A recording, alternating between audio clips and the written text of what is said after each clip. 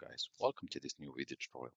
In this video I will show you the easiest way how you could create a Microsoft Windows admin account. If you have Windows 7, Windows 8, Windows 10, or even Windows 11, then this video is for you. What you want to do, you want to go to your search tab and you type Control Panel. Next step, click on the application to open. Make sure to change view from large icons and small icons into category. On the right, the first option, User Accounts, below it, Change Account Type, click on it.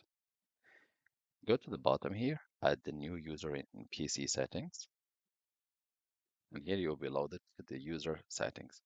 Click on the blue Add Account. You will need to wait a few moments. Here, I don't have this person sign-in information, so I will click on it if I don't want to use a Microsoft account.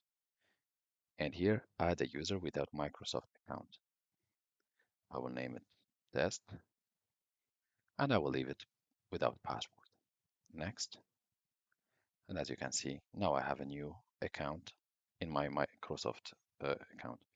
Next step, we'll go back to our control panel, user account, again and again.